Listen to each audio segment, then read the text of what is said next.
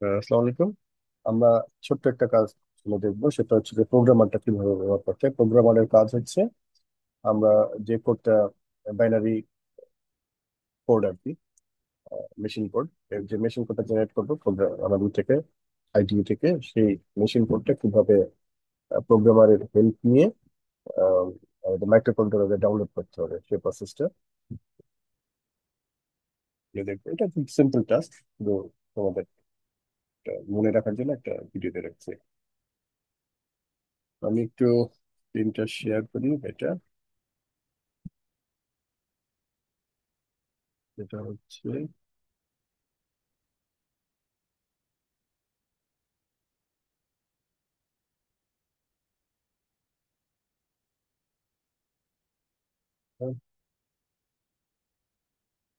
School করলে অনেক ভালো হবে, চেষ্টা করেছি।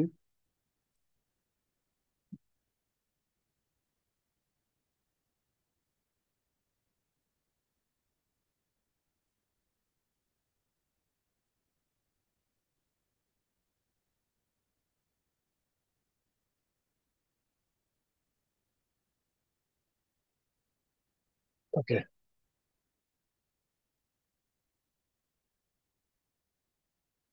এটা জটিল কোনো কাজ না। আমি তবু শুধু দু একটা জায়গায় একটু সতর্ক থাকতে হবে। স্টিলিং সফটওয়্যারটা এখানে আছে। হ্যাঁ, এই সফটওয়্যারটা তোমরা ডাউনলোড করে নেবে, সুপার ভার্সনটা। এরপরে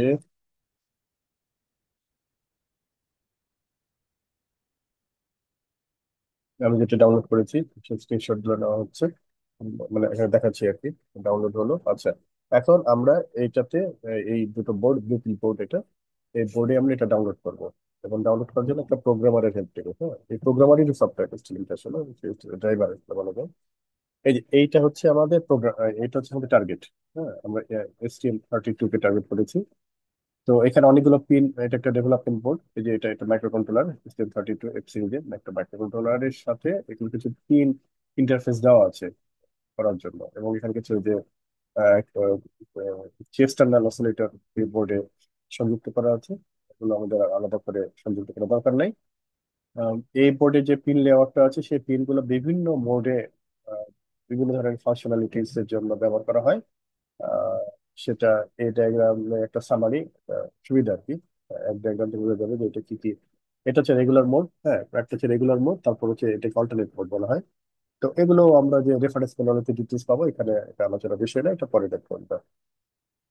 আমাদের মূল হচ্ছে যে ইউএসবি দিয়ে আমরা এই প্রোগ্রামটা ডাউনলোড করি। তো কানেক্টিভিটি কি হবে, এটা হচ্ছে আমাদের সেই প্রোগ্রামারটা, হ্যাঁ, ডিভাইসটা। মানে এটা আসলে প্রোগ্রাম করবে আমাদের মাইক্রো কন্ট্রোলারকে, যে এই টার্গেটকে প্রোগ্রাম করবে।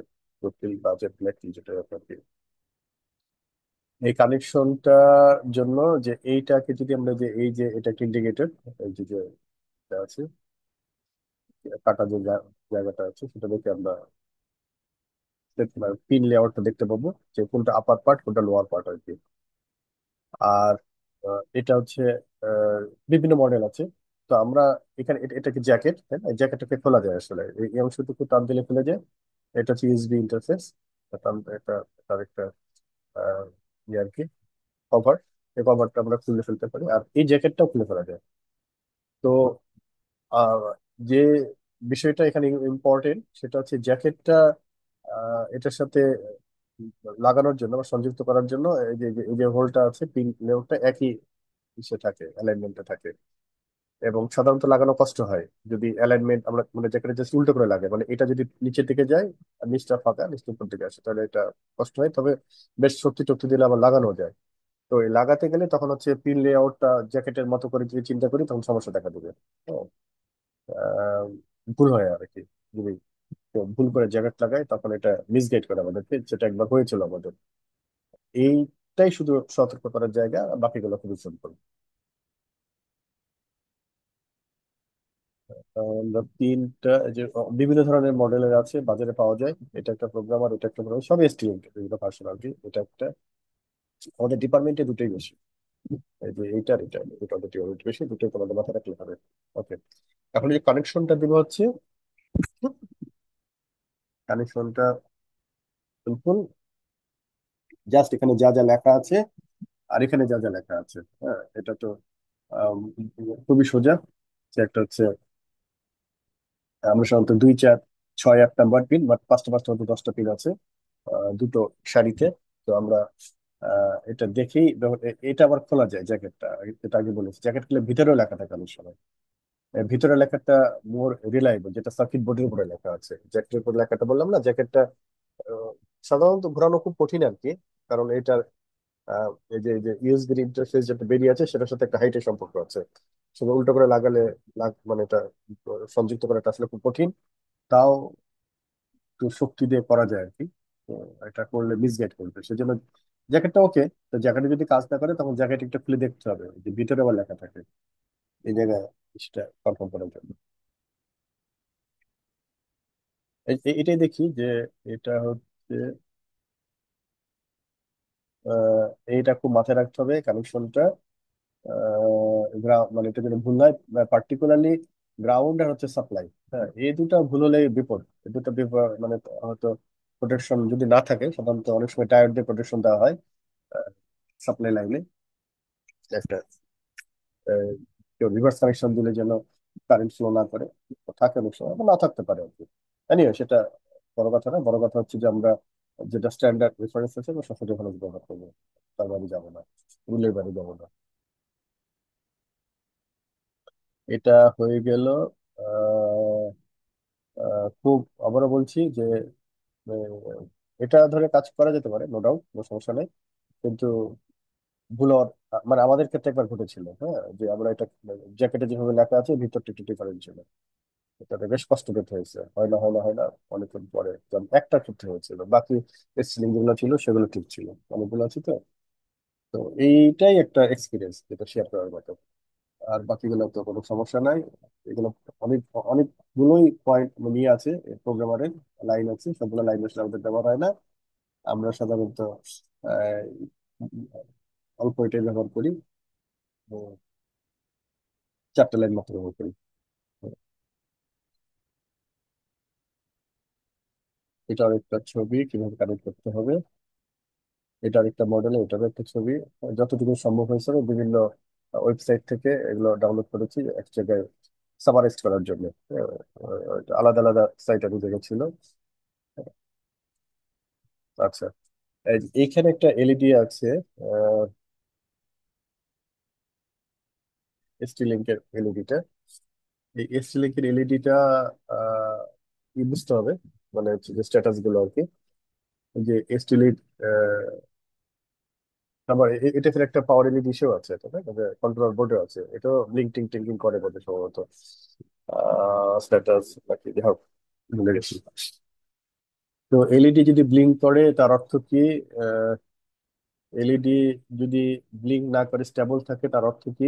হ্যাঁ, যেমন এখানে এলইডি যদি রেড থাকে মানে স্টেবল, তখন মানে হচ্ছে যে কমিউনিকেশন স্টাবলিশড হয়ে গেছে। এলইডি ব্লিঙ্ক করা মানে হচ্ছে ডাটা এক্সচেঞ্জ করা হচ্ছে। আর এলইডি যদি গ্রিন থাকে তাহলে লাস্ট কমিউনিকেশন এটা মানে সাকসেসফুল হয়েছে। কমিউনিকেশন বলতে আমরা হচ্ছে ডাউনলোড হতে পারে, এটা যদি থাকে।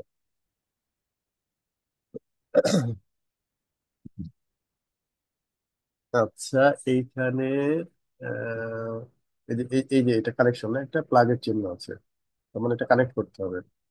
আমরা লাগানোর পরে যদি, আচ্ছা, আরেকটা ব্যাপার সেটা হচ্ছে অনেক সময় ইউএসবি ড্রাইভার যেটা পিসি, সেটাও আপডেট করা উচিত। হ্যাঁ, এমনও ঘটনা একবার ঘটেছিল। সেটা হচ্ছে যে ইটা ঠিক আছে, কি বলে হচ্ছে যে এসটি লিঙ্কের সফটওয়্যারটা ঠিক আছে, কিন্তু এটার জন্য কমপ্লাই করে বা প্রপার ইউএসবি ড্রাইভারটা ছিল না। সেটা আমাকে আবার আপডেট করাতে প্রপার ইউএসবি ড্রাইভারটা, পিসি কন্টেস্টে ইউএসবি ড্রাইভারটা আপডেট করা হতো না।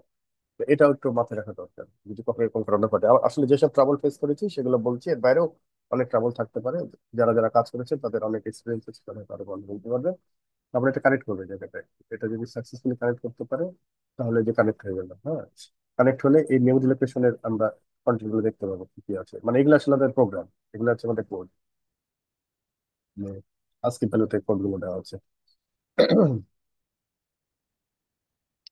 তো এরপরে আমি যেটাকে প্রোগ্রাম করব সেটা হচ্ছে, এটা হচ্ছে প্রোগ্রাম এন্ড ভেরিফাই।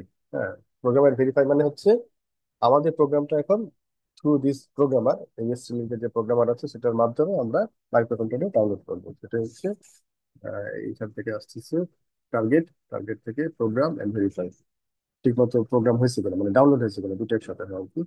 এই এই যে এইটা হচ্ছে কি আমাদের একটা হিক্স ফাইল, এই হিক্স ফাইলটা আসলে আমাদের জেনারেট করা হয়েছে প্রোগ্রাম থেকে। এই প্রোগ্রামটা আমরা নেক্সট, যেটা আমাদের এক্সপেরিমেন্টাল ক্লাসে দেখবো, এটা আসলে এক্সপেরিমেন্টাল পার্ট না আজকের ক্লাসটা, এটা একটা সেটআপ কথা বলা হয়েছে। তো এইখান থেকে প্রপার বাইনারি ফাইলটা আমাদের এখান থেকে সিলেক্ট করে দিতে হবে। সিলেক্ট করে দেওয়ার পরে এটা আমরা স্টার্ট করলেই এটা প্রোগ্রাম করা শুরু হয়ে যাবে। মানে প্রোগ্রাম ডাউনলোড করা শুরু হয়ে যাবে। এই যে আগে সব জিরো জিরো ছিল, এখন কিন্তু সুন্দর করে এই আমাদের মানে তার যে আমাদের প্রোগ্রামটা আছে তার মেশিন কোড বলে এখানে মেশিন কোড বলে এখানে ডাউনলোড হয়েছে। হ্যাঁ। আচ্ছা, আর একটা কথা হচ্ছে, এটাও একটা এক্সপিরিয়েন্স, সেটা হচ্ছে যে একবার দেখা গিয়েছে যে সবকিছু ঠিক আছে, তারপরেও এটা প্রপারলি ওয়ার্ক করছে না। হ্যাঁ, তখন একটা ইউটিউব থেকে এটা পেয়েছিলাম। সেটা হচ্ছে যে ফার্মওয়্যারটা আপডেট করা যায়। তো এসটি লিংকের যে ড্রাইভারের যে ফার্মওয়্যারটা আছে, সেটা হচ্ছে আপডেটের জায়গা হচ্ছে এসটি লিংক, এই যে ফার্মওয়্যার আপডেট, ফার্মওয়্যার আপডেট করলে এটা আপডেট করা যাবে। তখন আবার এটা ফাংশন শুরু হয়েছিল। এইটা হচ্ছে শেষ। আচ্ছা, এরপরে একটা এক্সপিরিয়েন্স আমরা ফেস করেছি, এক্সপিরিয়েন্স হয়েছে, সেটা হচ্ছে যে একবার ডাউনলোড করার পরে দ্বিতীয়বার ডাউনলোড হচ্ছে না। এটা পার্টিকুলারলি কিউআইডি থেকে হয়েছে, কিউআইডি থেকে বেশি আমরা এক্সপোর্ট জেনারেট করেছি। এটা এই আলোচনাটা আমরা কিউআইডি তে আগামী যে ক্লাসগুলো হবে সেখানে বলে দিব, যে এখানে কিউআইডি কোথায় কোথায় সেটিংস চেঞ্জ করলে এই সমস্যাটা হয় না। তবে সমস্যা যদি একবার হয়ে থাকে, হ্যাঁ, কেন হয়ে থাকে সেটা হচ্ছে এখানে এই যে কিউআইডি একটা সোর্স কোড আর কি, যেটা আমরা ডাউনলোড থেকে ডাউনলোড করেছিলাম।